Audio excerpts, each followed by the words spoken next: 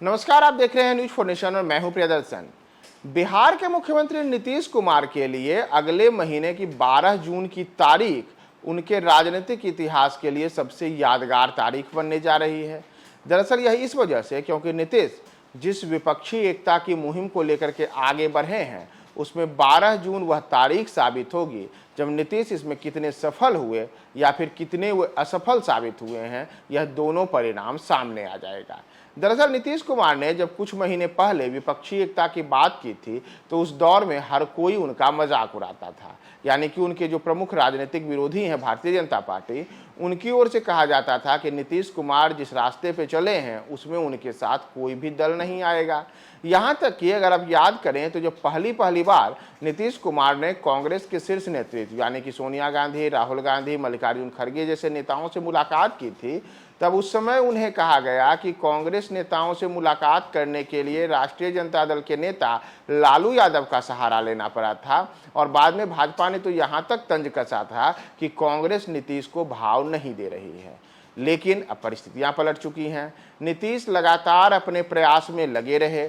उन्होंने पिछले कुछ महीनों के दौरान कई दौर में अलग अलग राजनेताओं, अलग अलग राजनीतिक दलों के नुमाइंदों से मुलाकात की और अब स्थिति है कि खुद कांग्रेस ही सामने आके कह रही है कि नीतीश जिस पहल को आगे बढ़ा रहे हैं वह समय की जरूरत है। इतना ही नहीं, कई अन्य राजनीतिक दल भी नीतीश के साथ आने के लिए तैयार दिख रहे हैं। तो ऐसे में 12 जून को नीतीश के साथ कौन कौन से दल आएंगे, अब इस पर सबकी नजर है। माना जा रहा है कि मूल रूप से कांग्रेस नेता राहुल गांधी, कांग्रेस अध्यक्ष मल्लिकार्जुन खड़गे, दिल्ली के मुख्यमंत्री अरविंद केजरीवाल, पश्चिम बंगाल की मुख्यमंत्री ममता बनर्जी, समाजवादी नेता अखिलेश यादव, झारखंड के मुख्यमंत्री हेमंत सोरेन, इसके अलावा वामपंथी दलों के कई नेता भी इसमें शामिल हो सकते हैं, जिसमें कि केरल के मुख्यमंत्री पिनराई विजयन का नाम भी शामिल है। वहीं एनसीपी प्रमुख शरद पवार, शिवसेना के प्रमुख उद्धव ठाकरे, तमिलनाडु के मुख्यमंत्री एमके स्टालिन जैसे विपक्षी नेताओं को भी नीतीश अपने साथ लाने की तैयारी में जुटे हुए हैं। हालांकि उन्होंने कोशिश तो उड़ीसा के मुख्यमंत्री नवीन पटनायक को भी अपने साथ लाने की है, लेकिन नीतीश की विपक्षी एकता में जो सबसे बड़ी अड़चन बने हुए हैं उसमें अब ओडिशा के मुख्यमंत्री नवीन पटनायक और तेलंगाना के मुख्यमंत्री केसीआर का ही नाम शामिल है। दरअसल केसीआर तो यह चाहते हैं कि वह एक ऐसे गठबंधन को आगे लेकर के बढ़ें जो कांग्रेस से मुक्त हो। यानी कि नीतीश जिस पहल को आगे बढ़ा रहे हैं उसमें केसी राव का मानना है कि कांग्रेस को उसमें शामिल नहीं किया जाना चाहिए।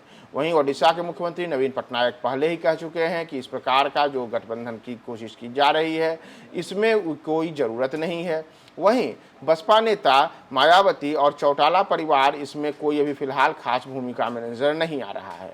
लेकिन महागठबंधन का शक्ति प्रदर्शन 12 जून को किस तरीके से होगा, यह नीतीश के लिए बेहद अहम होने जा रहा है। दरअसल नीतीश कुमार अपनी जिस यात्रा को अब ऐतिहासिक रूप से 12 जून को सफल बनाने की कोशिश में लगे हैं, उसमें वर्ष 2024 के लोकसभा चुनाव के पहले नीतीश की यह मुहिम 12 जून को बड़े स्तर पर रंग ला सकती है। देखना महत्वपूर्ण होगा कि 12 जून को नीतीश के साथ कौन कौन से दल साथ आते हैं। लेकिन सबसे बड़ी जीत यह नीतीश की मानी जा रही है कि नीतीश को लेकर के अब तक जो उनके मुख्य राजनीतिक प्रतिद्वंदी भारतीय जनता पार्टी की थी, उनके नेता बार बार यह उपहास उड़ाते थे कि नीतीश की पहल कभी रंग लाएगी ही नहीं। लेकिन नीतीश की पहल 12 जून को अब रंग लानी तय दिख रही है। नीतीश अपने प्रयास में सफल होते दिख रहे हैं और उनका पहला प्रयास अगर यह सफल हो गया तो वर्ष 2024 में भारतीय जनता पार्टी की मुश्किलें बढ़नी तय मानी जा रही है। क्योंकि पिछले दो चुनाव यानी कि वर्ष 2024 का लोकसभा चुनाव और वर्ष 2019 का लोकसभा चुनाव, दोनों चुनावों में भारतीय जनता पार्टी के खिलाफ में बड़े स्तर पर वोट पड़े थे। लेकिन तमाम वोटों का जो बिखराव हुआ था उस वजह से भाजपा अपने बलबूते बड़े स्तर पर लोकसभा में सीटें जीतने में सफल हुई थी। लेकिन नीतीश की कोशिश है कि उसी वोटों के बिखराव को रोका जाए और अलग अलग राजनीतिक दल अलग अलग राज्यों में कुछ न कुछ त्याग करें, एक दूसरे का सहयोग करें और वोट बैंक को साधने में तमाम दल एक दूसरे के साथ आएँ। भाजपा के खिलाफ जो बड़े स्तर पर वोट गिरते हैं, यानी कि करीब करीब जो 65 से 70% वोट भाजपा के खिलाफ गिरते हैं, उन वोटों को एकजुट किया जाए और उन वोटों को अगर एकजुट किया लिया गया तो भाजपा को हराना कोई बड़ी बात नहीं रहेगी। नीतीश के लिए अब 12 जून की तारीख एक और ऐतिहासिक तारीख होगी। देखना होगा कि इस इतिहास में अब कौन कौन से दल अपना नाम 12 जून को लिखवाते हैं।